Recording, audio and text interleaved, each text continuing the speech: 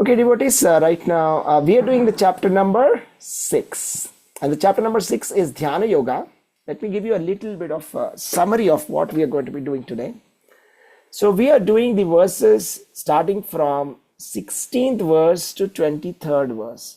This is 6th chapter, 6.16 to 23. So the summary of this shlokas is that the first point that we are going to learn is about moderation. Ati sarvatra varjayet. That means we should be moderate in doing anything. It can be eating, it can be sleeping, it can be recreation.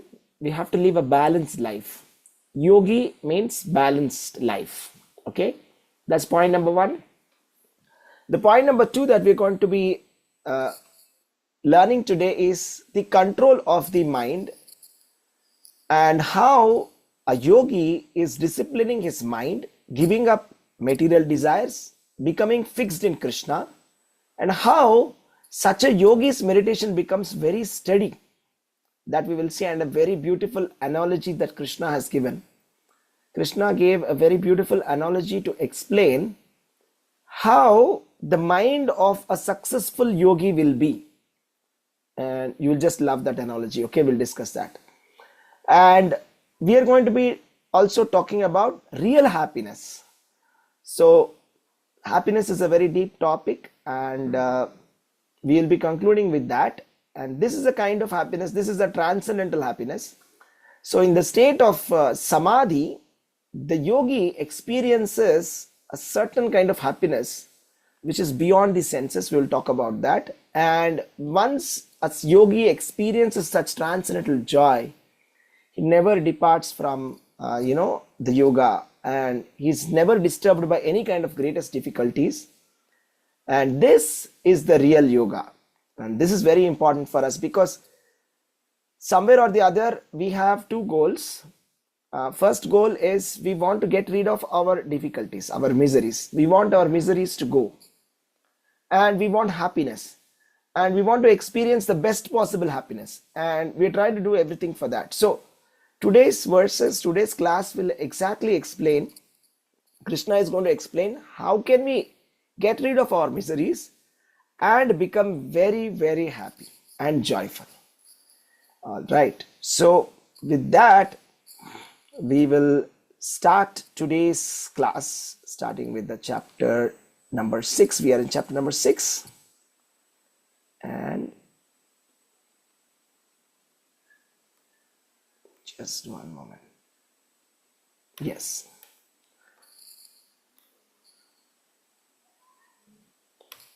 I'll share my screen, and please lift your hands. Anybody who wants to be reading the shlokas, I will give you a chance. Please lift your hands. All right. I can see some people lifting. Okay, please raise your hands. Those who want to be reading the verses, and I'll give you a chance to read. Okay, let's begin. So let's start from the chapter number 6, verse number 16. Okay, so I can see 3 raised hands here. Okay, let's start with Lata Mataji. Lata Mataji, would you like to read the verse number 16?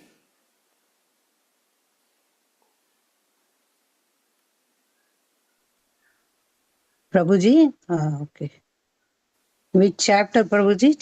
This is chapter number 6, okay. Verse number 16. Okay. 1 second. I'm in search of English Sanskrit version. Okay. Oh, you want the Sanskrit? I have book. Prabhuji. Okay.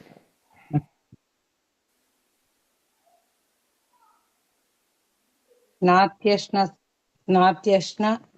tastu yogosti nachaikanta manashnataha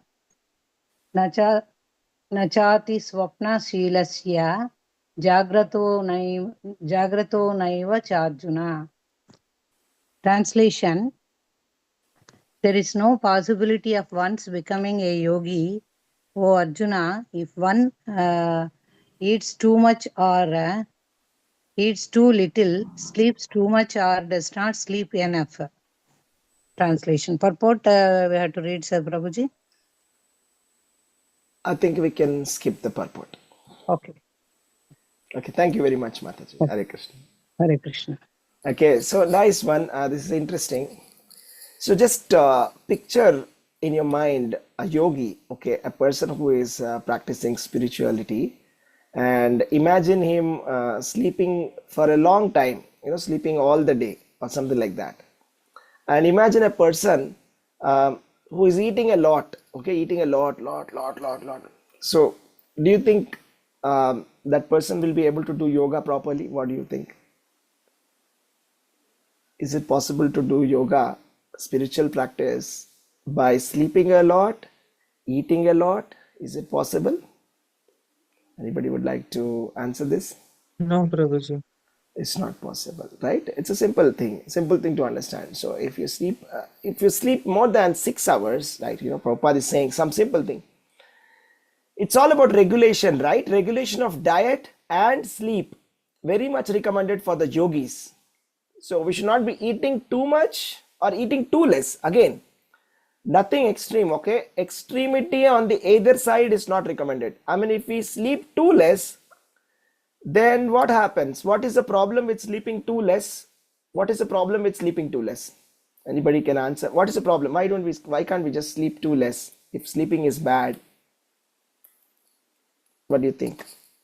You sleep during the working hours. Yes, you'll be sleeping during the working You get hours. fatigued. Yes, and imagine, after the Manglarti, just sitting and just imagine yourself in Mayapur. Okay, just finished Manglarti, and you're sitting in the temple hall and trying to chant, but you got very late in the night. So what will happen? Consequently, you'll be chanting, and then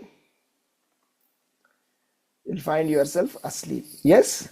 So if you don't sleep enough, that's also a problem. If you sleep too much, that's also a problem. Both of them are a problem. If you eat too less, if you eat too much, that's a problem. So that's the simple thing that we have to understand. And an interesting point to note here is, especially when Krishna is saying here, Nati ashnatastu yoga asti. Nati ashnataha. Ashnata means eating. Na ati ashnataha means eating too much. Eating too much particularly refers to eating, animal food, that is eating flesh or drinking, smoking, this kind of thing, or eating food which is not offered to Krishna. If we eat any kind of food, if it is not offered to Krishna, that food is called as sinful reaction. Actually, eating can also cause sinful reaction. As per Bhagavad Gita, Krishna says, Bhunjante te tvagam papam ye pachanti atma karanat. That means if we just cook the food, okay, let us say I cooked some food, okay, and I just eat it myself. I don't offer it to the Lord and I just eat it. Krishna says, even if you simply eat the food, eating is also sin. Bhunjante te tvagam papam te atma karana, te pachanti atma karana. That means if you cook for your pleasure, if you just cook not for the Lord, if you just eat it like that, that's also a papa. That's also a sinful reaction. So any food which is not offered to Krishna is said to be causing only sinful reaction. And obviously, if we indulge in eating flesh, drinking, smoking, eating the non-prasadam, all of this will cause sinful reactions. And therefore, what is it that we have to do is we have to eat only the remnants of foodstuffs offered to Krishna. So we have to offer the food to Krishna and then take that food as prasadam. That is okay. Again, that also there should be some kind of moderation. It is transcendental, okay? Food is transcendental when offered to Krishna. But again, we should not eat more than what is required. Then we will be able to perform yoga properly. So the next verse is also a continuation of this. Krishna is explaining a little bit more detail, the same point. Let's see this. Indra Haridas Mataji, would you like to read? Krishna, Dandavat Pranam. Dandavat Pranams. Text 17. 17. युक्ताहारविहारस्य युक्तचेष्टस्य कर्मसु युक्तस्वप्नावबोधस्य योगो भवति दुःखः. Translation by Srila Prabhupada. Srila Prabhupada. He who is regulated in his habits of eating, sleeping, recreation, and work can mitigate all material pains by practicing the yoga system. Hare Krishna. Okay. Hare Krishna. Thank you very much, Mataji. Nice verse. Yukta. Here the word yukta is repeating 3 times, isn't it? You see this. Yuktahara viharasya, yukta chestasya karmasu, yukta swapnava bodhasya, yogo bhavati dukkha. Yukta means regulated. Okay, note this word yukta. So yukta is coming 3 times. Yukta ahara, that means regulated food. Yukta vihara, that means regulated recreation. Yukta chestasya, that means regulated work for maintenance. Karmasu means discharging duties. Yukta swapna means sleeping. Swapna means sleeping. Avabodhasya means wakefulness. Yogo bhavati dukkha. If you take everything in moderation, then it becomes yoga, and then it mitigates our material pains of life. Okay, I think it's a very important point here. We have already covered how eating habits and sleeping habits are important, but there are some additional things that have been said by Krishna that we have to regulate. Apart from our diet and sleeping patterns, we have to regulate our recreation. I mean, what is the kind of enjoyment that we are taking? See, some people, they like reading newspaper. Some people, they like watching YouTube videos. Some people, they like watching Instagram reels, right? Some people, they like maybe traveling, going around, etc., etc. While all of these look very innocent, but it has to be yukta. Okay, it should be just enough. It should not be too much. Okay, when it becomes too much, it's like salt. Okay, sense enjoyment is like salt. Just enough salt is good. It's good for health. But if you overeat this salt, it causes disease. Similarly, recreation also should be just enough. Okay, it's not that Krishna is not saying don't have any kind of recreation, but it should be yukta, regulated recreation. Again, important. Yukta chestasya karmasu. This is so important, relevant for all of us. Krishna is saying you have to regulate your duties also. Whatever duties that you are doing for your maintenance, that is, you are discharging duties, so that also has to be yukta. See, for example, I'll tell you, I'll just tell you my story. Okay, so this was back in 2018, 19, 2018, I think, 2017, 18. Okay, and I used to be working for an IT company, and it used to take a lot of my time. Okay, it used to take a lot of my time, and I was just not able to give enough time for Krishna consciousness at that point of time. Okay, and there used to be one nice devotee who used to be calling me for Bhakti Vriksha, right? And he used to be calling me every Friday. It used to be there used to be some program at his house, and he used to call me and say, Prabhuji, we have this program. Would you like to come? Please come. He used to say very sweetly. So, and then I say, Prabhu, I want to come, but I just cannot come because I'm so stuck with work. And every week he would ask with the same tone. Okay, in a very, very sweetly, nicely he would ask. And every week I would be just saying the same thing. That no, Prabhu, I cannot come this week. I'm so busy with work. Every week, week after week, week after week, week after week, week after week. So that means, see, whatever we are doing, activities, work, etc., that also has to be yukta. That is important. We have to regulate our duties also, so that we are able to spend some time. And then the days when I was able to go to that Bhakti Vriksha, I used to feel so happy. And so I used to get so much of pleasure, so much of happiness, hearing that Bhakti Vriksha. And there used to be a nice senior devotee who used to be coming to our house, and he used to give one topic, used to be there every time. And we used to discuss that topic. At the end, there used to be prasadam. It was so nice, right? So like that. And later that Bhakti Vriksha came to our house, and we started hosting that Bhakti Vriksha at home. And we used to enjoy it so much, right? So what the point here is, yukta chestasya karmasu means whatever discharge duties, everybody is working. Okay, Krishna is not encouraging anybody not to work, like many people misunderstand this. Okay, Krishna is saying you have to do your work. So whatever activities that will help you maintain your body, you must do it. You don't stop it. But yukta. A lot of people ask this question. Can you take a session on how to balance material life and spiritual life? In this one verse or one line is enough. That is yukta chestasya karmasu. Krishna's instruction is finished. We have to moderate it. We have to regulate it.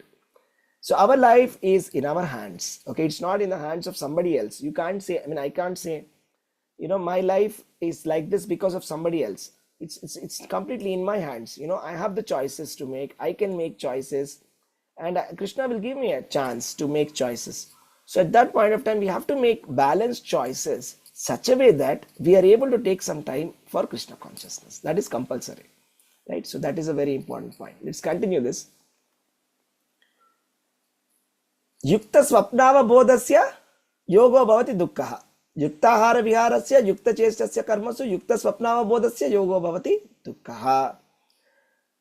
So a Krishna conscious person, first of all, is very alert in discharge of his duties, and therefore unnecessarily does not sleep. Okay, it is said a person who is in bhava stage, Krishna consciousness, one of the symptoms is said to be avyarta kalatvam. Avyarta kalatvam means such a devotee does not waste even a minute of his life without being engaged in the service of the Lord. So therefore his sleeping is kept to the minimum. So this is with respect to Srila Rupa Goswami, who always engaged in the service of Krishna and who could not sleep more than 2 hours a day, and sometimes not even that. See, so this is so nice. There is a very nice devotee, okay, is one of the acharyas of Gaudiya Vaishnava Parampara. He is called as Rupa Goswami. He has written very wonderful books, like he has written the Bhakti Rasamrita Sindhu, which is the most important one. So one of the important things is that he is to hardly sleep. Okay, he is to hardly sleep, right? So in this there's a very nice verse. There's a very nice song dedicated to this Shat Goswamis. We have to talk about Shat Goswamis. Okay, they're so great. Okay, we'll talk about them for some time. Okay, so so this is a very nice song. We'll just sing the first line. You can also maybe practice this later. Krishna Kirtana Gana Nartana Parau Premamritambo Nidhi Dhira Dhira Jana Priyau Priyakarau Nirmatsarau Pujitau Shri Chaitanya Kripa Bharau Bhuvi Bhuvo Bharavahan Tarakau Vande Rupa Sanatanau Raghuyugau Shri Jiva Gopalakau Sankhya Purvaka Namagana Natibi Kala Vasani Kritau Nidrahara Viharakadi Vijitau Chatyanta Dinau Chayau Radha Krishna Guna Smritir Madhurima Anandena Sammohitau Vande Rupa Sanatanau Raghuyugau Shri Jiva Gopalakau. See, such a beautiful thing. I'll just show you this. There's somebody called Shat Goswamis, okay? See, Shat Goswamis. This is called Shat Goswami Ashtakam. And they are called the Shat Goswami. You can see here, right? There's 6 Goswamis of Vrindavan who are called as the Shat Goswami. Okay? And who are they? Rupa Goswami, Sanatana Goswami, and Gopala Bhatta Goswami, Raghunath Das Goswami, Raghunath Bhatta Goswami, and Rupa Goswami, Sanatana Goswami, Raghunath Das Goswami, Raghunath Bhatta Goswami, Jiva Goswami, and Gopala Bhatta Goswami. 6 Goswamis, Shat Goswami they are called. They were all disciples of Sri Chaitanya Mahaprabhu. Okay, so why am I talking about them is, there are so many stories to actually talk about them. Okay, one of the important verses of this is Nidrahara Vihara Kadi Vijitau. Nidrahara Viharakadi vijitau. That means, if you see the translation, it means these 6 Goswamis, they, first of all, they used to be chanting the holy names of the Lord in a scheduled measurement. Okay, that's one point. And the next point is they used to utilize their valuable lives in executing devotional activities, and they conquered overeating and oversleeping, and they were always meek and humble. So here Prabhupada is saying, so this is a Shat Goswami Ashtakam. These devotees, okay, 6 Goswamis, they are actually 6 Manjaris from the Golok Vrindavan. They are associates of Radharani. So these Goswamis, they hardly used to sleep. They will only sleep 2 hours a day or even less. Even Srila Prabhupada also, he used to hardly sleep for 2 hours. So this is a symptom of advancement of yoga. So the topmost yogis, the topmost great devotees, they hardly sleep. You see here, Rupa Goswami, who could not sleep more than 2 hours a day, sometimes not even that. So many stories, okay? I'll tell you one more story. When we are talking about eating here, we are talking about regulated eating. What to talk about Raghunath Das Goswami? Raghunath Das Goswami was such a great devotee that, he was actually a son of a very rich merchant. He doesn't have to come to, renounce everything and become a Goswami like this. He had so much of money. I mean, the kind of money that he had at that point of time, it is given in Chaitanya Charitamrita. I mean, whatever our Ambani, etc. have, it's nothing in front of how much money he had.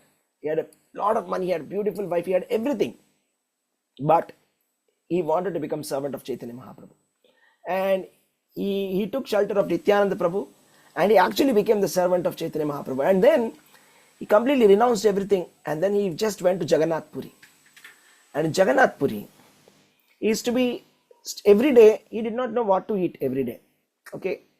So one day he thought, okay, first he thought, okay, he has a lot of money, he used to get some food cooked and he used to eat it. Then he felt it's not correct, this is not right. Then he said, okay, we are in Jagannath Puri, this is the city where a lot of prasadam is there, Ananda Bazaar is there. Okay, some devotee will give prasadam, and he used to get the prasad and he used to eat that. Then he felt this is also not right. Then what he started to do, at the end of the day, whatever prasadam used to be about to be discarded, that prasadam he used to take. Or he used to be sitting outside the temple, and whatever people used to give, he used to take. Then he felt, no, not even, this is also not correct. And then he started to eat, the excess prasad of Jagannath Puri, they'll throw it somewhere in the garbage, okay? I mean, not exactly garbage, but they'll throw it in a separate place so that nobody will come there. It gets rotten there, okay?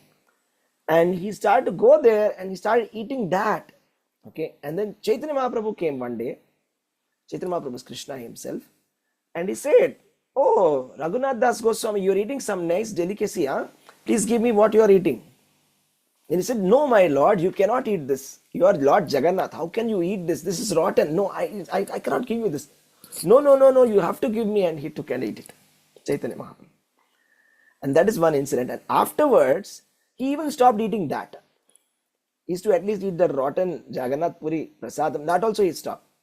And he only used to consume buttermilk, that too a little bit of buttermilk, every day like that, every day a little bit of buttermilk, every day a little bit of buttermilk, that's it.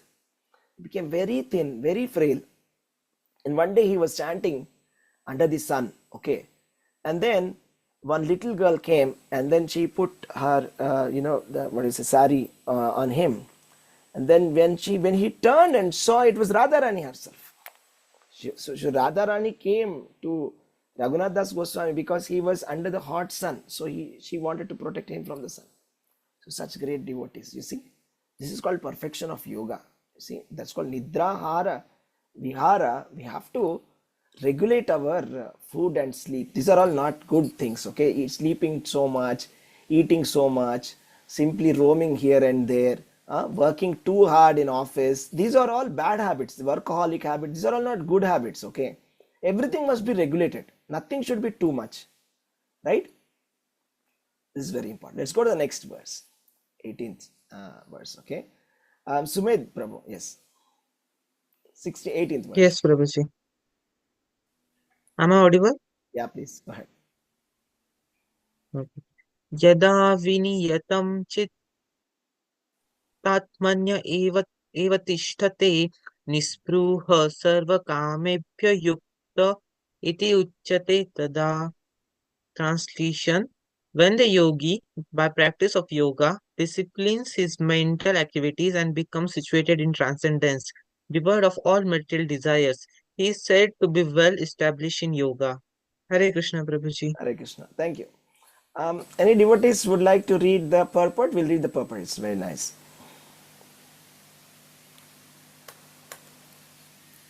Volunteers for purport. Let me call out. Sumit Hare Prabhu. Krishna, Prabhuji. Yes, yes. Go ahead. Go ahead. Go ahead. Yes. Prabhuji, should I Yes, read please from read the the beginning? purport. No, from the purport. From here. Yeah. The activities of the yogi are distinguished from those uh, sorry, distinguished from those of an ordinary person by his characteristics: cessation from all kinds of material desire, of which sex is the chief. A perfect yogi is so well disciplined in the activities of the mind that can no longer be disturbed by any kind of material desire. This perfectional stage can automatically be attained by persons in Krishna consciousness, as stated in Srimad Bhagavatam Let's skip the verse. 9.4. Yeah, let's skip the verse. You can read this. King Ambrish Maharaj. We'll hear, okay, how King Ambrish Maharaj used to engage himself, okay? Sure, sure, Prabhuji. King Amrisha first of all engaged his mind on the lotus feet of Lord Krishna. Then, one after another, he engaged his words in describing the transcendental qualities of the Lord, his hands in mopping the temple on the Lord, his ears in hearing the activities of the Lord, his eyes in seeing the transcendental form of the Lord, his body in touching the bodies of the devotees, his sense of smell in smelling the scents of the lotus flower offered to the Lord, his tongue in tasting the tulsi leaf offered at the lotus feet of the Lord, his legs in going to the places of pilgrimage and the temple of the Lord, his head in offering obeisances unto the Lord, and his desire in executing the mission of the Lord. All these transcendental activities are quite befitting a pure devotee. Yes. Hare Krishna, Prabhuji. Should I Yes, continue, Prabhu. Prabhuji? Thank you. Maybe you can stop here, Prabhu. Okay. Okay. Thank you very much. So, what is the point that has come out here is it is about how a yogi disciplines his mental activities and becomes situated in the transcendence. And such a person is said to be yukta. Okay, this is very important. Let's just make a note of this. Yukta. So the shloka says, Yada viniyitam chittam atmanyevavatishtate nispruha sarvakamebhyo yukta iti uchyate tada.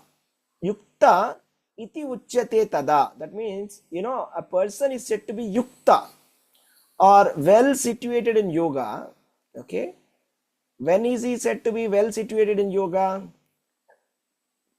When he disciplines his mental activities and becomes situated in transcendence, devoid of all material desires, then he is said to be well situated or well established in yoga. Okay. So the main point is we have to be a yogi has to discipline his mental activities and then must be devoid of all kinds of material desire. Where Prabhupada is saying, all the material desires of which sex is the chief material desire. The perfect yogi is disciplined and he is no longer disturbed by any kind of material desires. And then the perfect yogi is King Ambrish Maharaj. Let's see how he used to engage his senses. Okay. So he says King Ambrish Maharaj was a great king, and here is how he used to engage his senses. Okay. His mind, he used to engage in the, let's see this. Okay. So his mind on the lotus feet of Krishna, he engaged his words in describing the transcendental qualities of Krishna, his hands in mopping the temple of Krishna, his ears in hearing the activities of Krishna, his eyes in seeing the transcendental forms of the Lord, his body in touching the bodies of the devotees, his sense of smell in smelling the scents of the lotus flowers offered to the Lord, and his tongue in tasting the tulsi leaf offered to the lotus feet of the Lord. his legs in going to the places of pilgrimage and the temple of the Lord, his head in offering obeisances to the Lord, and his desires in executing the mission of the Lord. This is the transcendental qualities of devotees. Okay, so a pure devotee is like this. Okay, a pure devotee has got desires, but those desires are always like this. The desires, you cannot become desireless, but you can become desireful of serving Krishna, and that is not a material desire, that's a spiritual desire. So Ambrish Maharaj, his desire was always to serve Krishna. It says, Kamam cha dasye natu kama kamyaya. Kamam, he has desire. Cha dasye natu kama kamyaya. It is not for the sake of his sense gratification, but his desire was to, how can I spread Krishna's glories? How can I make everybody devotee? How can I build so many Krishna temple? That was his mind. So this is how we have to engage. Okay, this is practical. This is the practical of what is said to be in yoga. So Ambrish Maharaj is called Yukta. Yukta iti uchyate tada. Ambrish Maharaj, you just see, it perfectly fits. A yogi, by the practice of yoga, disciplines his mental activities. Ambrish Maharaj, all his activities are very well disciplined because he is engaging all his senses in Krishna consciousness. And he is situated in transcendence. He is always thinking about Krishna. And he doesn't have any desires at all. I just told you that, his only desire is to serve Krishna. He is said to be established in yoga. That is called Yukta. That is called Yukta. Okay, so that's what we have to understand. So, the practical meaning of Yukta is this. It's called Yukta in Bhagavad Gita. Okay, Yukta. So, if you have to teach Bhagavad Gita to everybody, so for example, yesterday I was in a Janmashtami program, okay, which was in Bangalore, one of the places, Kudlu Gate, and while the prasadam was getting distributed, I was asked to inspire people to take Bhagavad Gita. And I asked everybody one question: how many of you have Bhagavad Gita at home? No, I didn't ask that question first. I said, I'll tell you a story. You see, there was a kid, okay, who was very enthusiastic in the beginning, okay, at the beginning of the school, okay, at the beginning of the school, we are all very excited. Why are we excited? Because we get some nice textbooks, right? And then we get to see some nice textbooks and we feel, oh, these are going to be our textbooks for this year. We feel so nice. And then we feel, oh, now we have to put the cover for these textbooks. And then, okay, so this boy got all the textbooks, nicely put the cover, nicely put the label, nicely put everything very nicely in a bag and nicely put it in his desk. It was a nice dedicated almirah for him. He was keeping it very nicely. Perfect. But he never opened the books all throughout the year. So what's going to happen to that person, this boy? Is he going to pass the exam? Yes or no? What do you think? No, Prabhuji. He's not going to pass the exam because he never opened the books. He never opened the books. So he's not going to pass. So I asked everybody, how many of you have Bhagavad Gita? Everybody lifted their hands. We have got Bhagavad Gita. I said, how many of you are reading it? Then almost all hands dropped except two. And I said, how many of you are following Bhagavad Gita? And then all the hands dropped. Right. So it's important that we have to practically follow Bhagavad Gita. Right. So this is the practical of Bhagavad Gita. Practical of Bhagavad Gita is this. You see, you're reading Bhagavad Gita, very nice. The practical of Bhagavad Gita is what Ambrish Maharaj has shown us. Ambrish Maharaj has shown us how to be practically Krishna conscious. Practical of Bhagavad Gita means you have to engage all your senses like this. How Ambrish Maharaj is engaging his senses, just make a note of it. And whenever you do these activities, right, you have to remember that, yes, now I have properly used my senses. When you're using your ears and hearing about Bhagavad Gita, hearing about Krishna, that means, okay, now I've used my ears nicely. If I'm able to get a chance to talk about Krishna, glorify Krishna, talk about Bhagavad Gita, that means now my mouth has properly I have used. The entire day I've been doing so many things, but now this is the time then I have actually properly used in the service of the Lord. Like that, we should have that, should engage in Krishna consciousness. So this is called Yukta. And a pure devotee is 100% Yukta. He's always in Krishna consciousness. Okay, let's go. And then a pure devotee, after being in Krishna consciousness, when you are doing this yoga system, what happens to such a person? What's his mind state like? And I said, right, there's a very beautiful analogy that Krishna has given, which you like and appreciate very much. That's the analogy that we're going to talk about now. Okay? Yeah, I want one devotee to read this. Chaitanya Mataji, yes.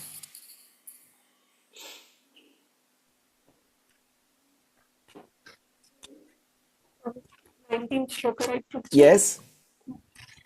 यथा दीपो निवातस्थो नेङ्गन्ते सोपमा स्मृता योगिनां यतचित्तस्य युग्मतो योगमात्मनः. Translation: as a lamp in a windless place does not waver, so the transcendentalist whose mind is controlled remains always steady in his meditation on the transcendent self. Thank you very much. Thank you, Mataji. Hare Krishna.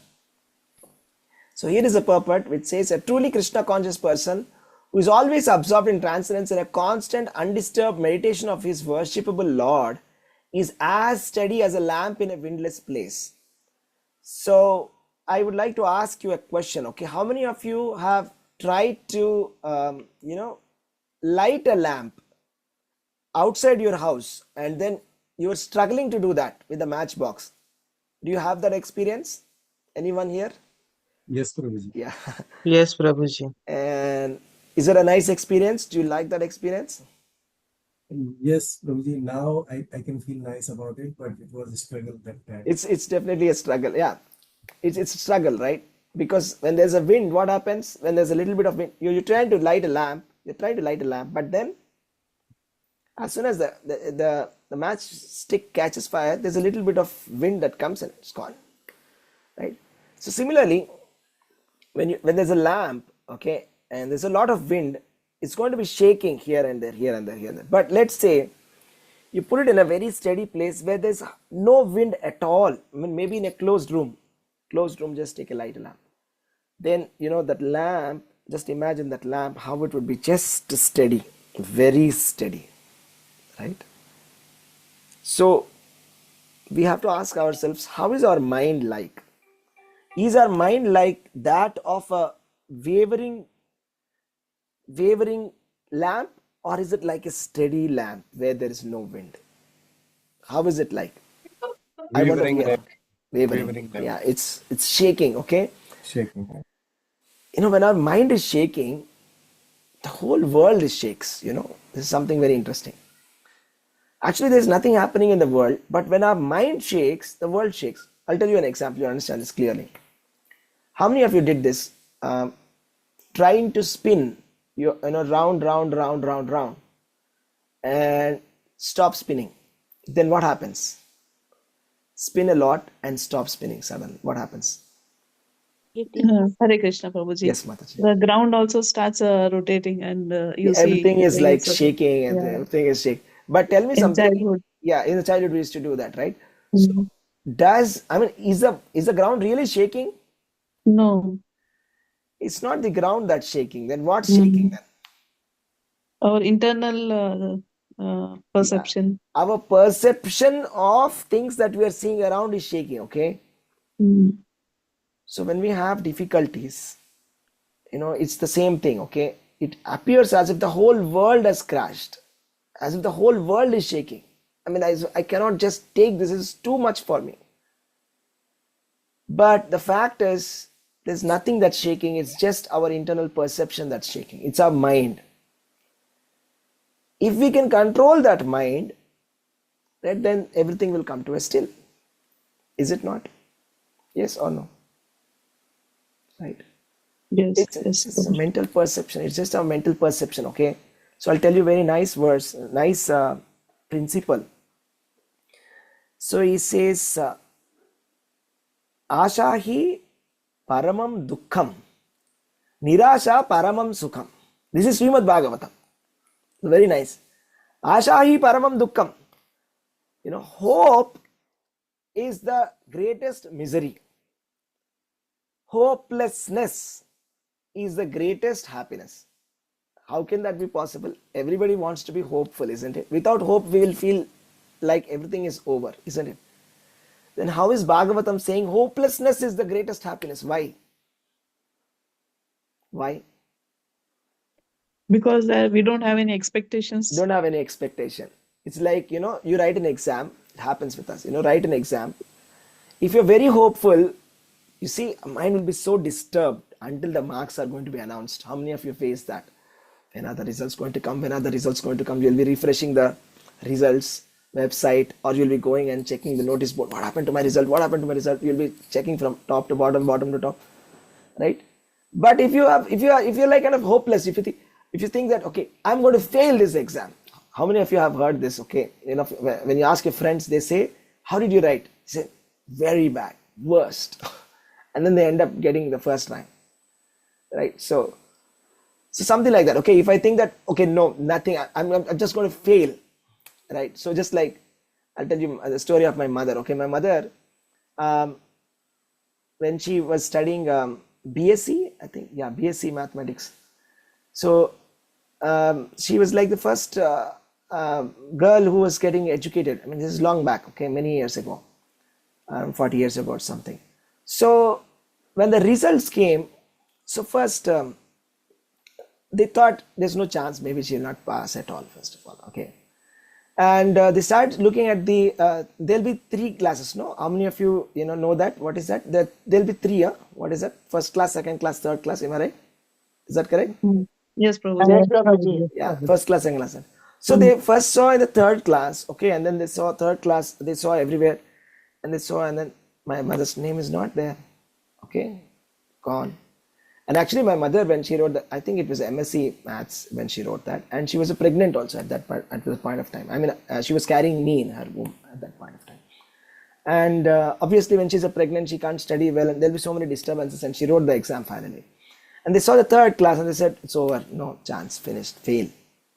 And then they saw the second, then they saw, and they thought it's over, nothing, gone, finished.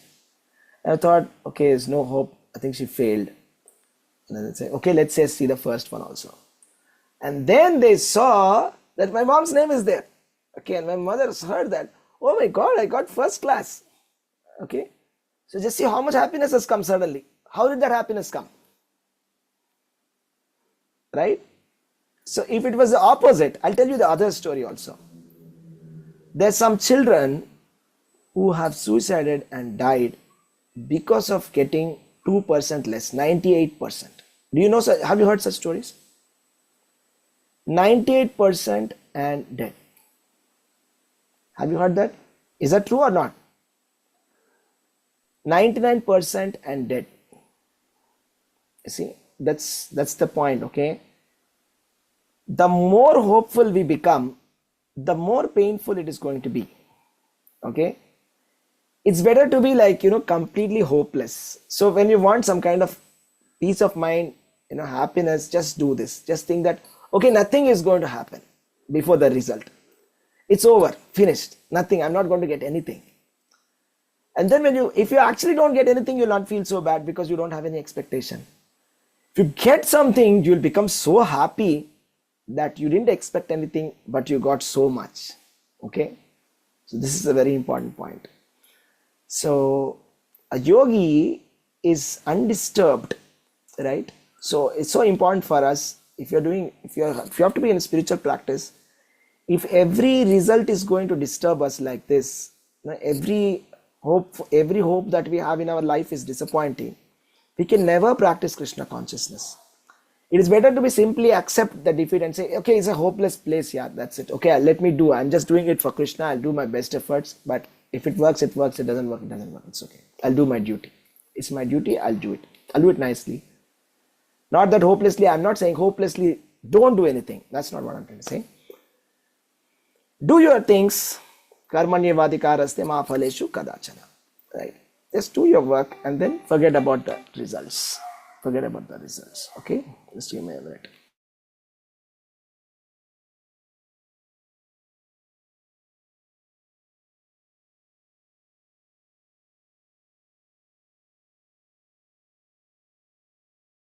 Sorry, devotees. So, yeah. So, we don't want our mind to be shaking every minute. Okay, so as long as we are having this kind of hopes and expectations, there'll be disappointment, and we cannot practice Krishna consciousness in this mindset. Okay, let's continue to the next one. So we're coming to a very important point now. This is a very nice verse, right? But it's a long one. Maybe I'll read this.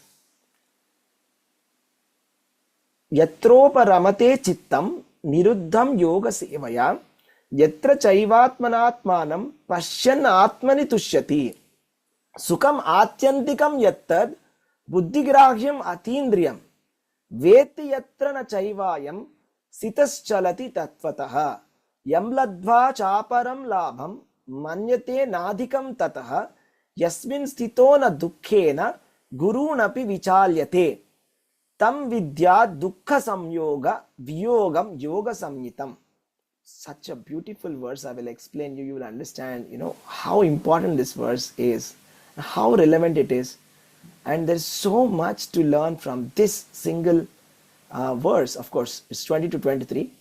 This collection of verses has so much to teach for us. Okay, so Krishna's instructions are not ordinary. Krishna's instructions are called Bhagavad Gita. We are not saying Krishna Gita, Bhagavad Gita. Bhagavad Gita means the song sung by God. Dharma means to follow the instructions of God, to abide the instructions of God. Dharmam tu sakshat bhagavat pranito. Just to simply follow the instructions of God is dharma. And here, God is giving instructions in the purest form, because Krishna himself, it's not his, he's not giving it to anybody, he's not giving his messenger, he's not sending anybody here, he's directly delivering it to us. And such a relevant and important message to all of us. I'll tell you and explain how important this is. Okay, I want one devotee to read the translation, please. This is my favorite verse. This is the best verse. Okay, Can I read, Prabhuji? yeah, any one of you, please. Okay. Hare Krishna. Go ahead. In the stage of perfection called trance or samadhi, one's mind is completely restrained from material mental activities by practice of yoga.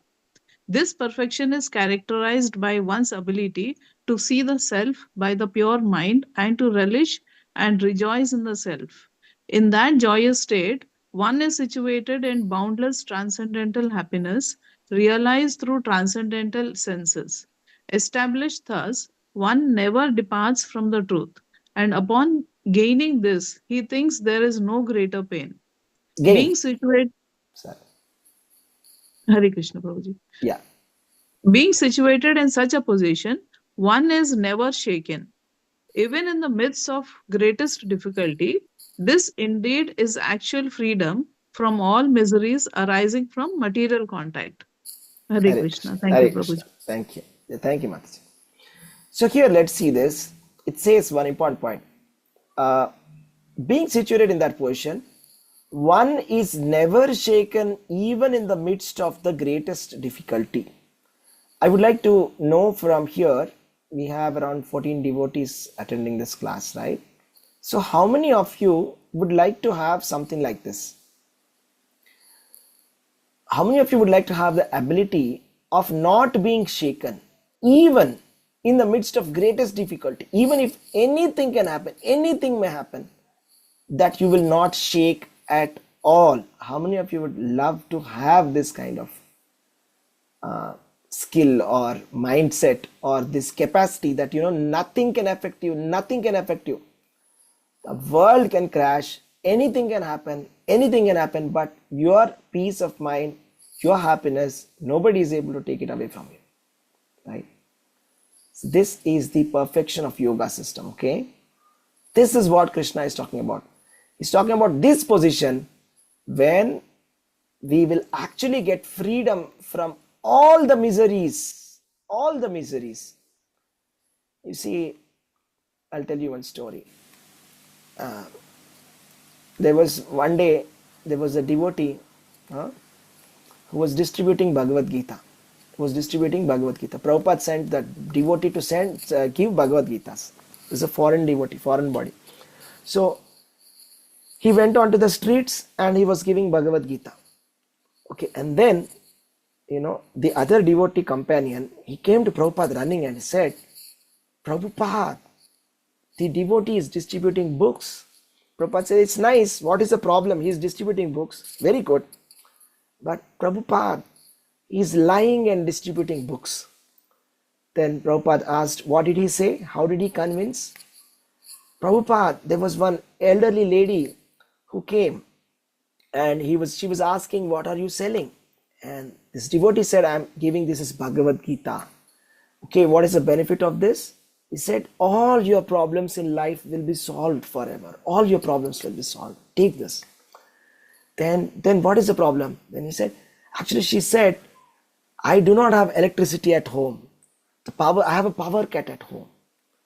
Then this devotee said, power cut problem also will be solved. Just take this Bhagavad Gita, power cut problem also will be solved. Then she took that Bhagavad Gita innocently and she went home. But Prabhupada, isn't he lying by saying that power cut problem will be solved by Bhagavad Gita? So Prabhupada said, you see, he's right in that way, in a sense, because you see, if she will read Bhagavad Gita, she will go back to Godhead.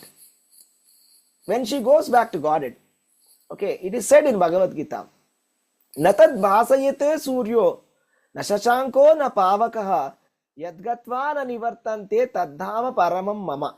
That means, the devotee who reads Bhagavad Gita, practices Krishna consciousness, goes back to Godhead, he goes to that place where there is no fire, there is no electricity, there is no problem of sun or light or anything, because there is always transcendental light there. So yes, he is right. Her electricity problem will be solved forever. Her electricity problem will be solved forever. So he is right in that way. So like that, so I was just saying this here. So that means, you see, we are trying to find some temporary solution, isn't it? But Krishna is talking about something permanent solution. There's a difference, isn't it? See, how many of you had a toothache or headache? All of you. So what do you do when you get a toothache or a headache or something like that? Do you just take a painkiller and just leave it like that? Or what do you do? I want to hear from you. Do you just take a very strong painkiller and just every day just postpone things like that? Or what do you do? What do you exactly do to get rid of that pain? Hare Krishna Prabhuji. Yes, Go to the doctor. You go to the doctor and then do what? Root canal. Yeah, get the root canal treated. Get your tooth extracted. Get rid of that pain. Find out what's the pain is and get rid of it. Instead of giving some local anesthesia or taking some painkiller or something, okay? Yeah, solve the problem. Yeah, solve the problem. But how many times, we go behind temporary fixes, right? Temporary fixes, just like our roads on the street, right? They are temporary, right? So they'll be only for 1 year. After 1 year, all the road is gone, right? So not so good quality. It's not meant for long term, correct? So what do you think? Is it better to, go to school, get some education, get a job and earn money, or just manage the day, just somehow go and beg and get some money and manage the day? Which one is better option? Which one is a better option? Tell me.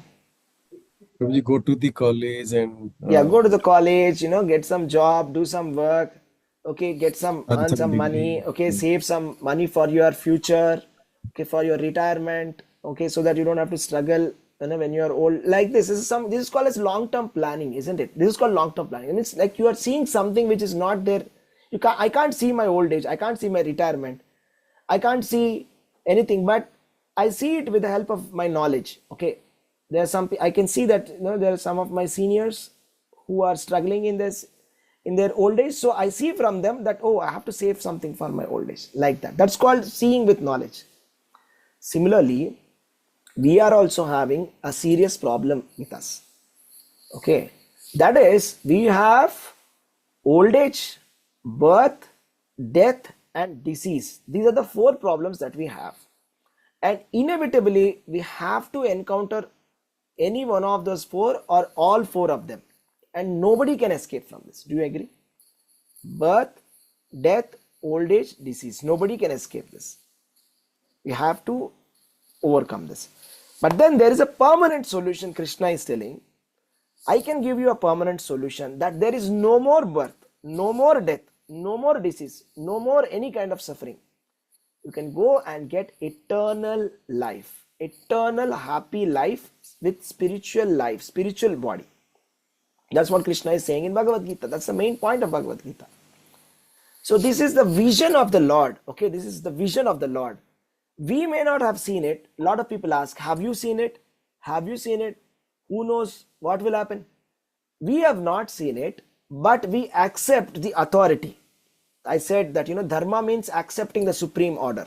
The supreme order, the order from the Lord, is that we become a devotee and we go back to his place, go back to the abode of the Lord, go back to God. That is the order of the Lord. This is the order of the supreme. So we have to simply follow the order, because God has ordered us to become a devotee and to go back to Godhead. So that's why we should be doing Krishna consciousness, because it brings a solution to all our material problems for forever. That's why it's called Sanatana Dharma. Sanatana means forever, eternal.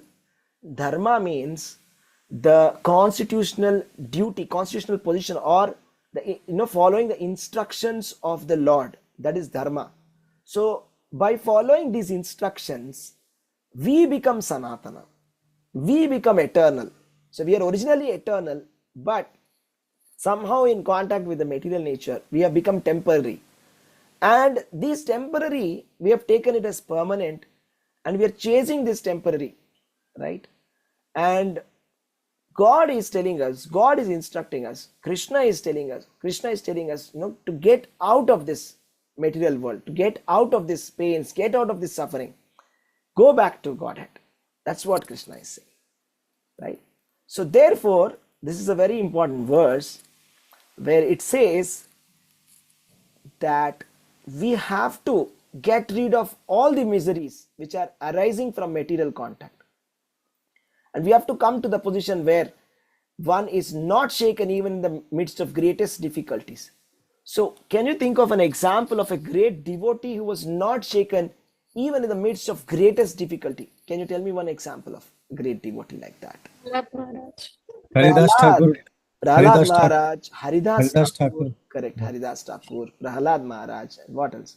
Srila Prabhupada. Srila Prabhupada, Mirabai. Mirabai, Bhishma Pitamaha, Jayapataka Swami. Jayapataka Swami Guru Maharaj. Amazing, wonderful examples. Each one of them, we can discuss for such a long time. Okay, let's take the example of Bhishma Pitamaha. It's very vivid and very clear to understand. So, Bhishma Pitamaha was attacked by Arjuna. He's a great devotee of the Lord. We all know that. He was attacked by Arjuna, and he was very injured in the war field. So they offered him and they said, okay, can we take you out of the battlefield? Can we take you to the camp, or can we take you to the hospital where there will be some doctors who will treat you? He said, no, I don't want to move out of this war field. I'm a Kshatriya and I don't want to die like a non-warrior or some civil person. I don't want to die like a civil person. I'm not a civilian, I'm a warrior. I want to die only here, in this war field here. Then Arjuna asked, how can you sleep? How are you going to sleep? There's so many arrows on you. So he said, okay, do one thing. Can you make me a bed of arrows?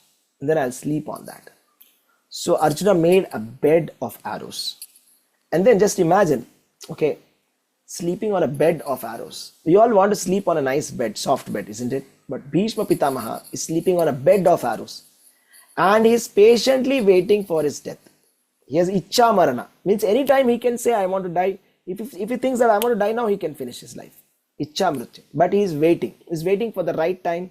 right opportunity, Uttarayana Kala they say, and he's waiting for Krishna to come in front of him so that he can glorify him, he can see Krishna, nicely glorify him, think about him and leave the body. And while he's sleeping there, it's not that he's feeling it so painful, oh my god, this is such a torture, it's so painful. No, he's such a great devotee, and even despite of that greatest difficulty, I mean it's such a greatest difficulty, anybody can imagine how much pain he's going through, but still he is very calm. What is the proof that he is calm? Can anybody say? What is the proof that Bhishma Pitamaha is not very disturbed? What is the proof for that?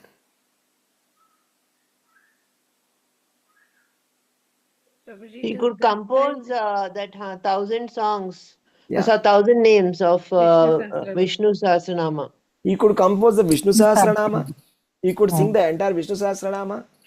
He gave a big, Dharma Upadesha to Dharmaraj, Dhritarashtra. Sorry, Dharmaraj. He has given Yudhishthir Maharaj. Sorry, Yudhishthir Maharaj is given big Dharma Upadesha. That means how a king is supposed to be. He spoke about Raj Dharma, Stri Dharma, so many dharmas he spoke. Religious principles he spoke at length to Yudhishthir Maharaj. So is it possible that a person sleeping on the bed of arrows be giving a lecture, composing songs, talking Vishnu Sahasranama, chanting Bhishma Stuti?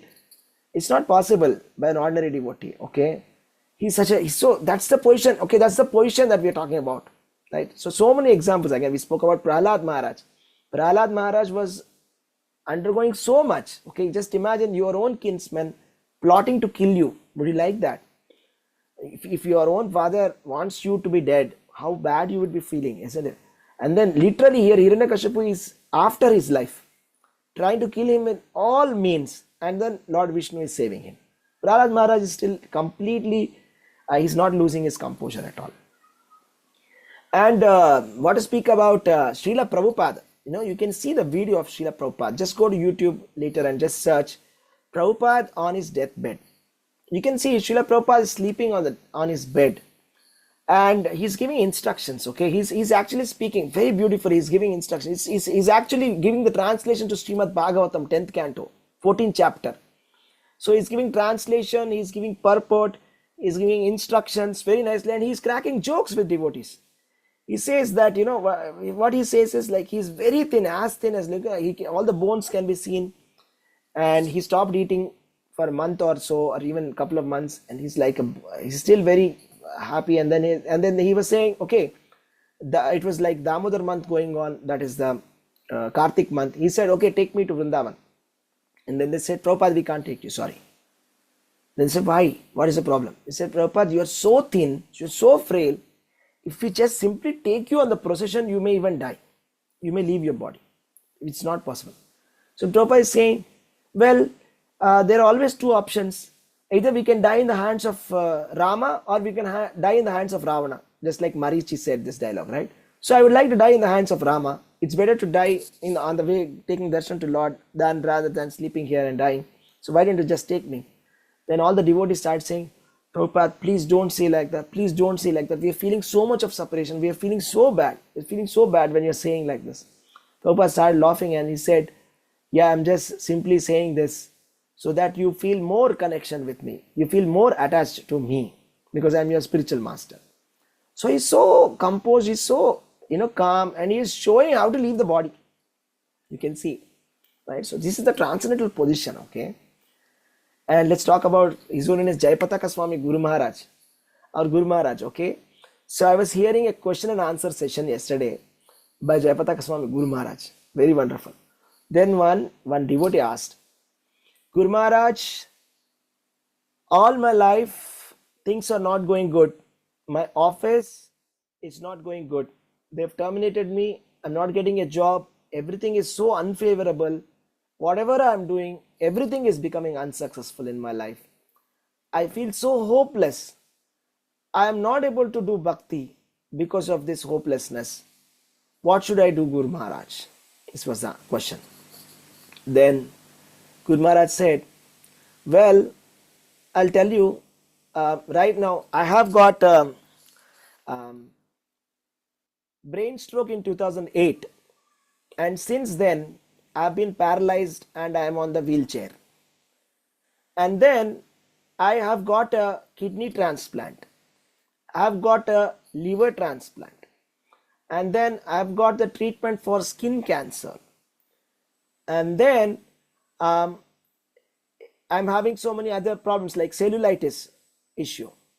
But then every day I'm reading Prabhupada books and I'm very happy. He said, I am feeling very happy. I am so happy. Despite of all these bodily problems, I am so happy.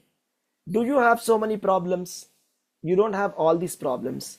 Then why are you feeling sad? Such a powerful message. Such a powerful message.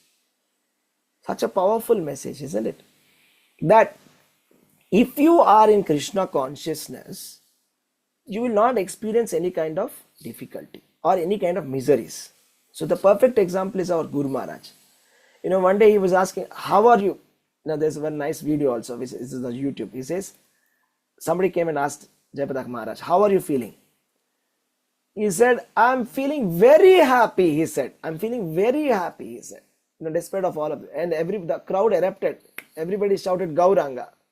Right? He said, I'm feeling very happy in Krishna consciousness. In the association of all you devotees, I'm feeling so happy. Every day Guru Maharaj has to go through dialysis and so many issues.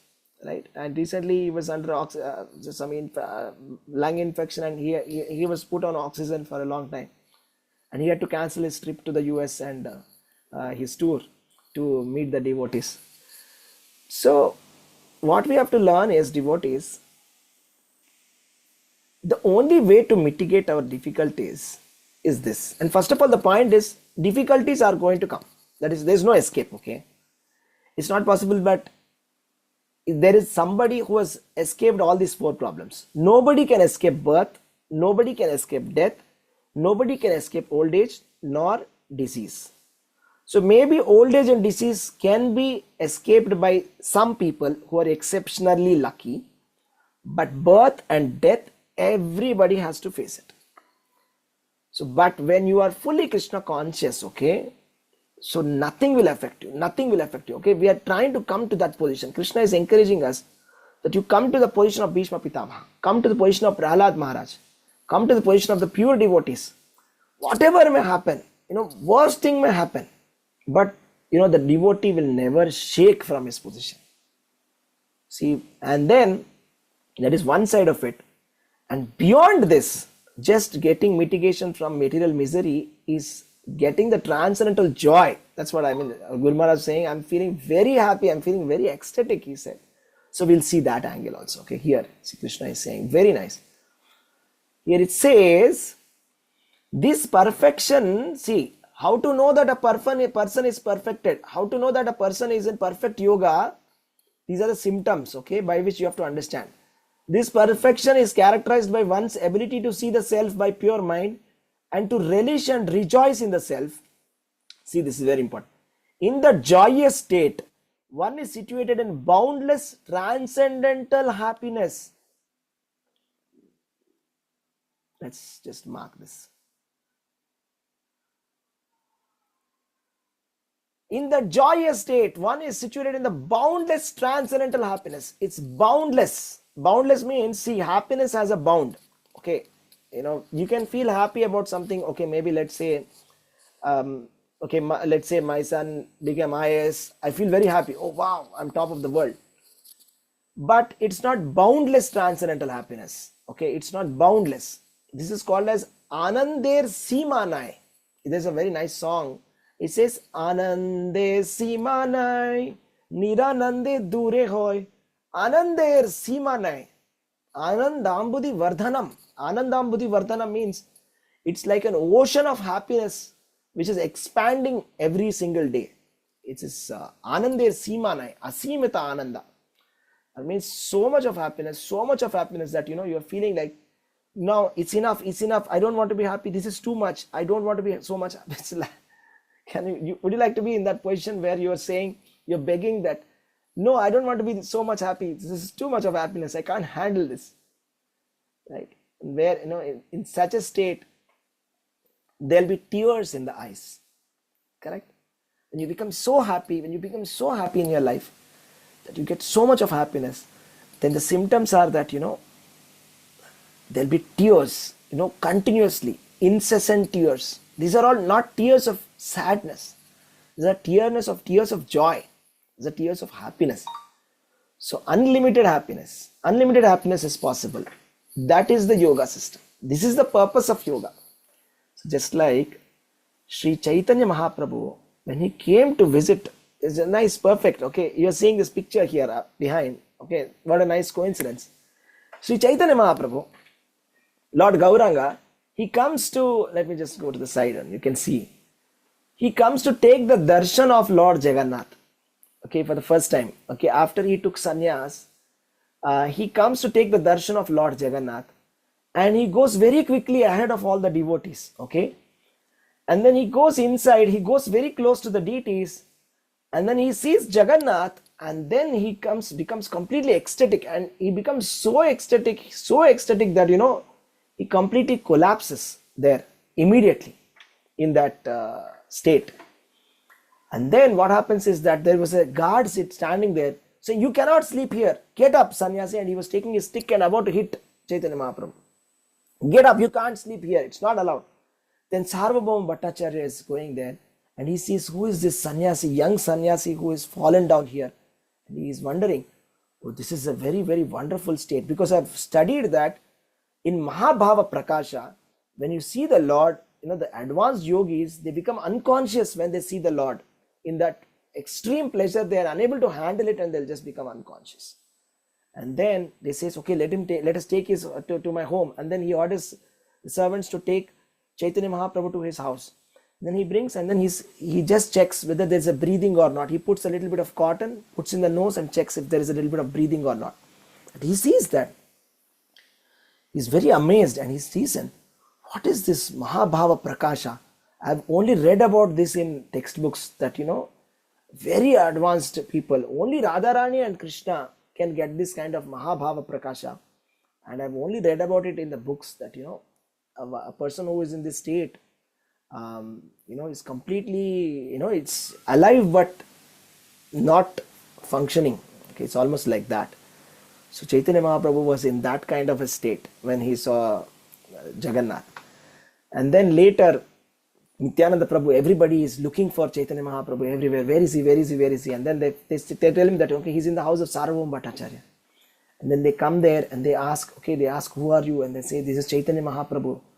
And then they have a discussion. It's a very nice thing. Okay, I'll tell you sometime later. So what happens, exact kind of conversation there. So, and then Nityananda Prabhu, they all start chanting, chanting the names of Krishna. And then suddenly he will get up, Chaitanya Mahaprabhu, out of it. So Chaitanya Mahaprabhu used to experience so many wonderful ecstatic symptoms in his body. Like, for example, tears incessantly falling from his eyes. His whole shirt used to become completely wet. Can you imagine, did you anytime cry in such a way that, entire your dress is completely wet? Did that anytime happen? For me, my dress became wet, but when it was sweating so much, in places like Chennai, etc. Yeah? Did that happen to you? Did you cry so much that, your shirt is wet? His entire dress is wet, soaked in tears. Right? And sometimes he used to experience such a kind of Mahabhava Prakasha where his hands and legs will be elongated completely.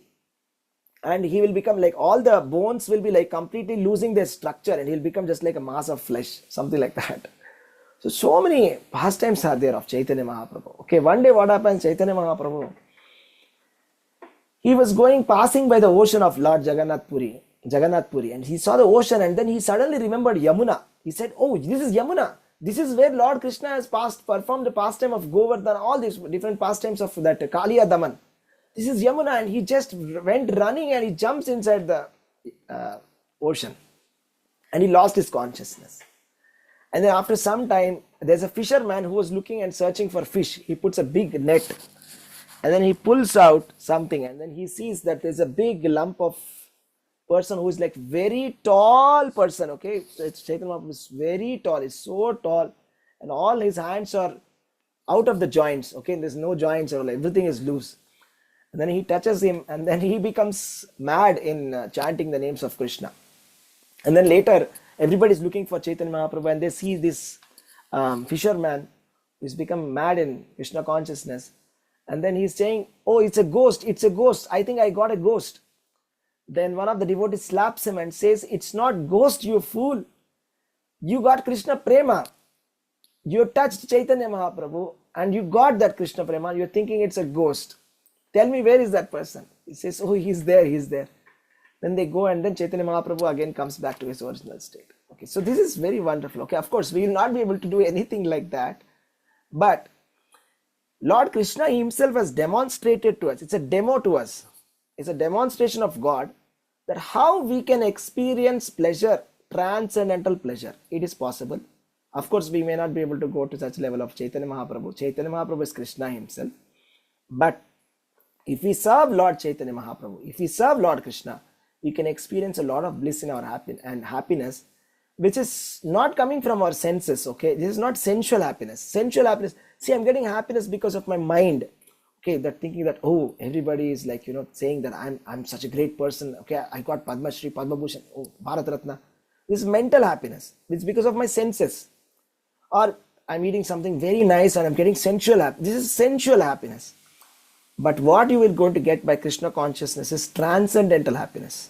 It's Atindriya Sukha. Atindriya Sukha means out of your senses. You don't need your senses to become happy. You can be happy always. Doesn't matter whether you're on the bed of the arrows or on the bed of roses. Doesn't matter. You'll be always be happy. So this is the depth of Bhagavad Gita. Okay, so this is what we have discussed today. So this is the last verse. This is a very important and powerful verse. There are a lot of technical details which I have skipped. You can always go through this and read this verse, at least this verse purport. Please go through it. There's a very nice explanation here. And if I have to just tell you one thing, it's called Anandamayo Bhyasat. Anandamayo Bhyasat means it's Vedanta Sutra. Means we will experience transcendental pleasure. So if you practice Krishna consciousness, simply if you practice Krishna consciousness, you'll become happy. You'll become happy. One last story to close. One day there was one devotee, one disciple of Srila Prabhupada, who was very morose. Then Srila Prabhupada called him and said, "Why are you morose?" He said, "I don't know, Prabhupada, I'm feeling morose." Then Prabhupada said, "I'm your spiritual master. I am ordering you that you become happy." So is there any spiritual master who orders us to be happy? Have you any time seen? Did anybody order you to become happy? Anybody here? How many of you got an instruction from anybody to be happy? Right? So that is a wonderful spiritual master. Okay, the spiritual master wants that all of us to be happy. Okay, he wants us to be happy. And the only way of happiness is by chanting Hare Krishna. Chant and be happy. By doing Krishna consciousness is the only way we can experience pleasure from within. That's a deeper level pleasure. Okay, this superficial happiness is just duality. Okay, it's just like sometimes it's there, sometimes it's gone. It's like, let's say there's a proud parent who says, my son is in the US. I'm feeling so happy. And the next day there's a news that, there was a student who got shot in the US. And then he's like, oh, my son died. This is called duality. This is the happiness. That's temporary. Okay, there's no point. There's no use. Okay, my son has become the IAS officer. I'm feeling so proud.